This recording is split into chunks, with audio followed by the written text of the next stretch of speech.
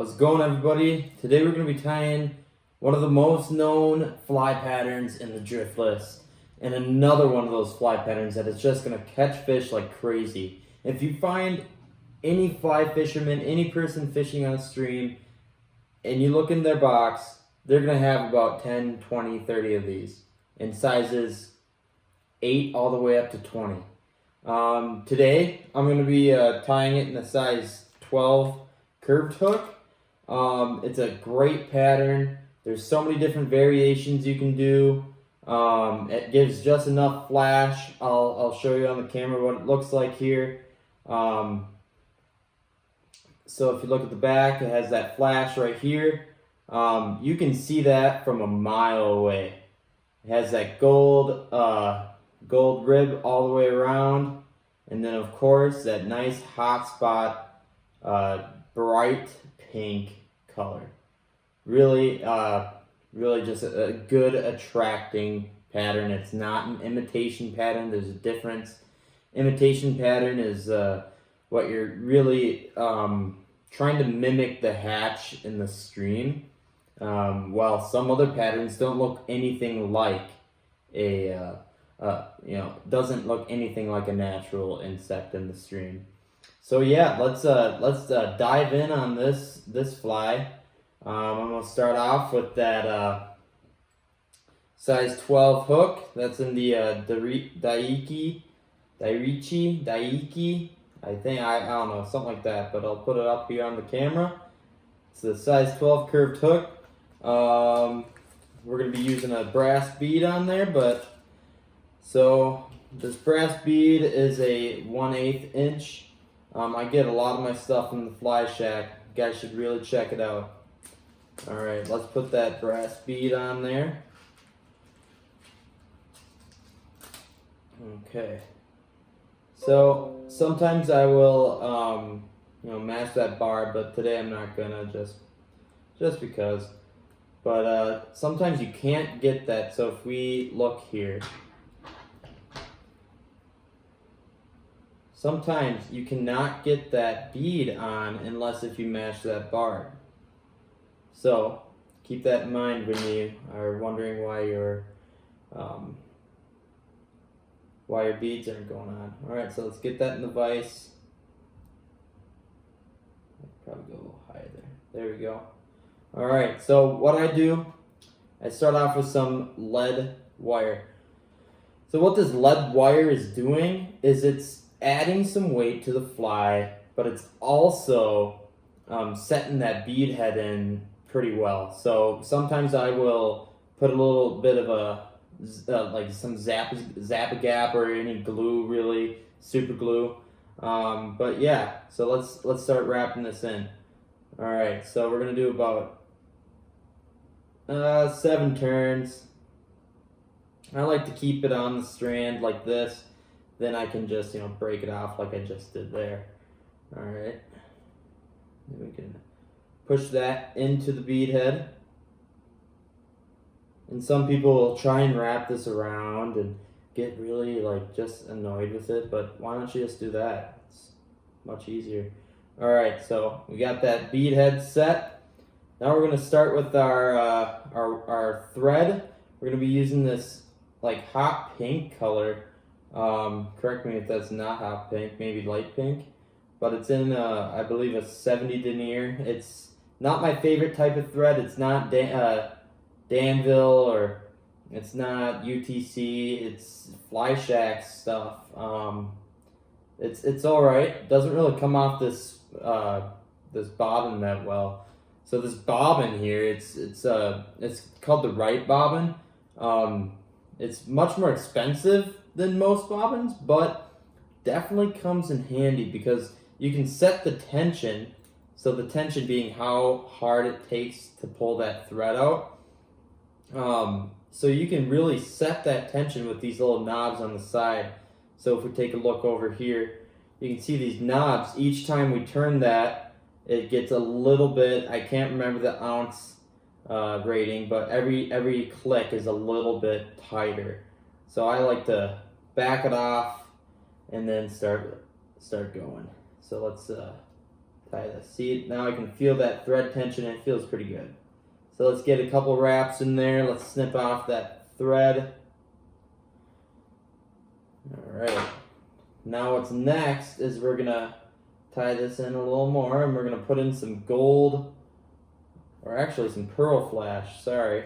Let's put in this pearl flash. So I like to put my my Flashaboo in these straws like this. It's really, I see some people hang them up kind of like that, and it's like hanging next to the fly desk. But I'm in the middle of moving, and I have to tie on my dining room table when I want to. So I have to grab all my material and then come down here and then tie and make a video. Sometimes I sit up on my desk, but it's not really meant for fly tying or tying flies. So yeah, let's get this Flashaboo going. So I like to cut off a small little chunk, just with one strand. This stuff, I've had this since I started. I'm gonna loop this around, just like this. And then we'll take it and wrap it over the thread. So if you guys watch, we'll put this over the thread. And then now I'm gonna tighten that down. Just makes things a lot easier. And then you can pull that back because that's going to be that tail, or that tail flash. We're going to wrap that up. We'll go down just about right before the bend of the hook gets kind of vertical. All right, so that's in. So now I don't like leaving like material just hanging in the back here. So I'm going to cut that, and about a little less than a hook shank length. Alright. But man, this fly is, like, it doesn't just look good. It's a fly, it's just an attractive fly. It looks good, it sinks well. You can't go wrong with it. You just got to tie a bunch, have a bunch. Every fly fisherman I've ran into on a stream is definitely, had a bunch of these. Alright, so now I'm going to be using this medium UTC gold wire. It's these things are a bitch and a half to handle. So if you look, this thing's like really not wound up too well. Well, that's because if you have it wound up and you get it out of the package and you pop it off right away, it'll go like spring out. So really gotta pay attention and just really pull out what you need and then hook it back in. That's what I do, even though this one's all screwed up. Alright, so let's bend off a little bit of that. Since it's thicker stuff, I like to use a different scissors. I have a thread cutting scissors, and then a wire cutting scissors. This is an old scissors that I used to use for cutting thread. You don't want to use your scissors that you're going to be cutting your thread with, because it's just going to dull and you're going to ruin your nice scissors. So I like to take that, cut it right there. Alright, so now that I have that strand out, I have the tail out back, I'm going to put this right in front, right behind the bead. We'll do that. Tie that in, and what this is doing is it's letting me maintain a taper in the fly. So what I mean by taper is I want it to be narrow on the back, and then start to thicken up as it comes to the bead head. Alright, so now that we have that in there, I'm going to use some dubbing. This is also from Fly Shack. Nice hairs, I think it's hares dub. So it's made from rabbit fur. But what I do is I get a rabbit mask, and that's what I use for my hare's ear tails. I'll take some of that, I'll pluck it out, and if I don't get the tail right, I'll put it in a pile. And I'll just make a pile that's pretty big, and I'll just shove it in this gray stuff, and that's what I use for my pink squirrels. So it has a lot more buggy character to it because it has that fur in it instead of just dubbing. Dubbing's kind of that under fur versus the actual hair. I'm going to start taking this, nice wraps up, taper it up. I'm not too concerned about the taper, or concerned about this pink thread showing. If anything, it adds a little bit of a attractor to it. I'll take just a little bit more. And once I'm done with this, we're going to wrap up our wire. Ooh, that's looking good, isn't it? All right. So now we got our wire. We got our dubbing right here. What we can do is we're gonna wrap that. We're gonna counter wrap. So instead of going the way that we've tied, we're gonna start going the opposite way. So that'll just reinforce that dubbing in there. All right. So nice even wraps here. Kind of tighten it down a little bit. Make it nice. Make it last a couple fish. Some of those fish, they just tear these things up. Alright, so now we got that in there. We can helicopter this. What you just got to do is you just got to bend it like that. So when you tighten that thread around that wire, what it's doing is it's just, it's tightening it. It's cinching it down to the hook.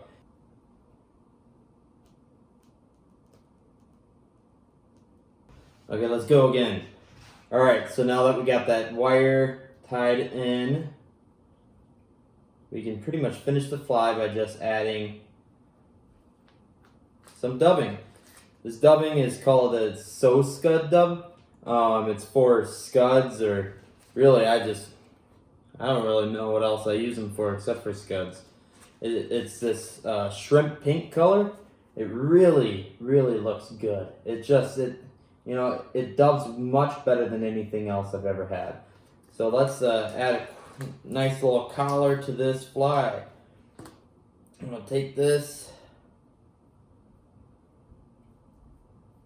dub that on. I like to do the first couple ones kind of tighter. There we go. And then add just a bit more.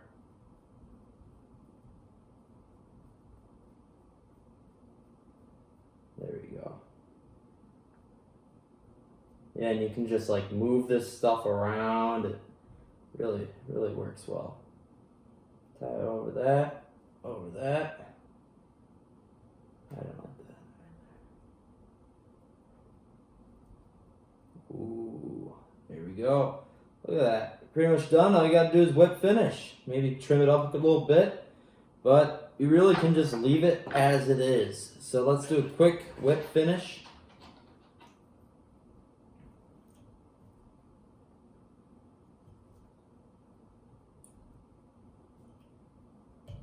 And that's exactly why I use that